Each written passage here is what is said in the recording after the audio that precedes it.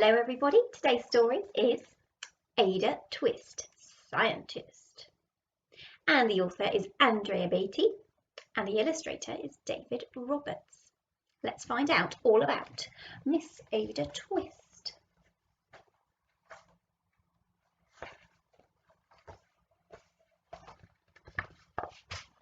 Ada Marie, said not a word till the day she turned 3. She bounced in her crib and looked all around, observing the world, but not making a sound. And she learned how to climb and made her big break, with a trail of chaos left in her wake. She ran through the day, chasing each sound and sight, and didn't slow down till she conked out at night.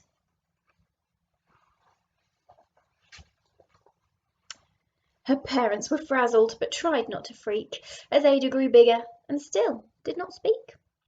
Clearly young Ada, with lots in her head, would have something to say when it ought to be said.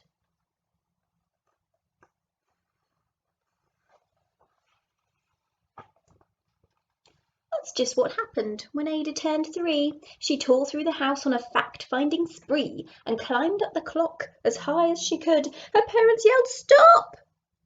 as all good parents would. Ada's chin quivered, but she did not cry. She took a deep breath and simply asked, "Why?"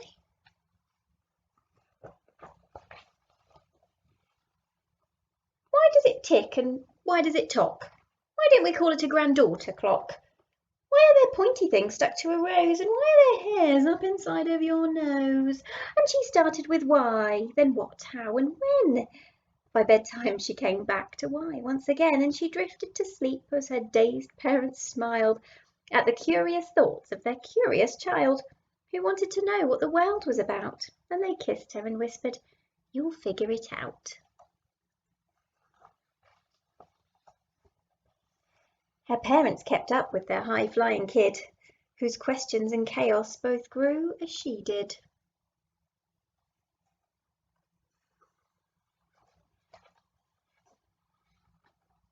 Even Miss Greer found her hands were quite full when young Ada's chaos wreaked havoc at school. But this much was clear about young Ada Twist. She had all the traits of a great scientist.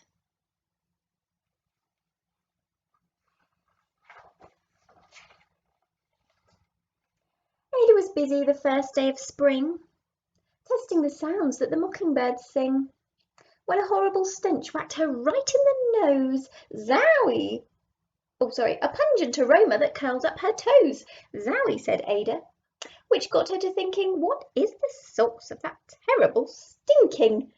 How does a nose know there's something to smell, and does it still stink if there's no nose to tell? She rattled off questions and tapped on her chin. She'd start at the start, where she ought to begin.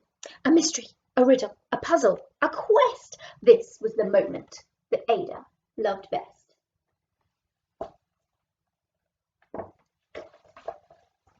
Ada did research to learn all she could of smelling and smells, both stinky and good.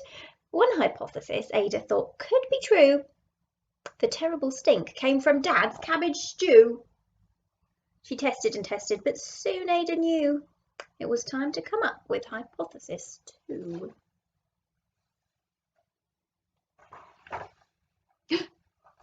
Then, zowie! The stink struck again, just like that. Hypothesis 2, it's caused by the cat. The cat couldn't make such a stink on its own. It needed perfume and some fancy cologne, so young Ada tested. The test was a flop. She started again, but her parents yelled, "Stop!" Poor cat. Ada Marie, to the thinking chair now by the time we count 3. "Enough," said her mother. "That's it," said her dad. Her parents were frustrated, frazzled and mad. "Why?" Ada questioned. Her mother said, "No." "What?" Ada queried. Her father said, "Go. You've ruined our supper. You've made the cat stink. Enough with your questions. Now sit there and think." She looked at her parents. Her heart turned to goo. Poor Ada Twist didn't know what to do.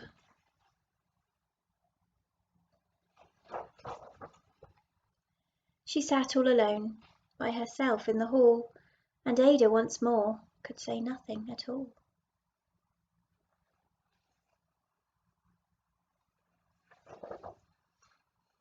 So Ada sat, and she sat, and she sat, and she thought about science and Stew and the cat, and how her experiments made such a big mess. Does it have to be so? Is that part of success? Are messes a problem? And while she was thinking, what was the source of that terrible stinking? Ada Marie did what scientists do. She asked a small question, and then she asked two, and each one of those led her to three questions more, and some of those questions resulted in four. As Ada got thinking, she really dug in. She scribbled her questions and tapped on her chin. She started with why, then what, how, and when. And by the end of the hall, she'd reached why once again.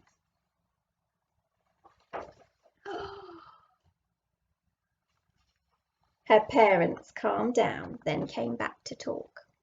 They looked at the hallway and just had to gawk. No patch of their paint could be seen on the wall. The thinking chair now was the great thinking hall. They watched their young daughter and sighed as they did. What would they do with this curious kid who wanted to know what the world was about? And they smiled and they whispered, "We'll figure it out." Please don't draw on the walls in your house. Grown-ups won't be happy. And that's what they did, because that's what you do when your kid has a passion and heart that is true. They remade their world, and now they're all in the act of helping young Ada sort fiction from fact. She asks lots of questions. How could she resist? It's all in the heart of a young scientist. Paper. Now she's writing on paper. Better idea. And as for that smell, what can Ada Twist do but learn what she can with her friends in grade 2? Will they discover the stink that curls toes? Well, that is the question. And someday, who knows?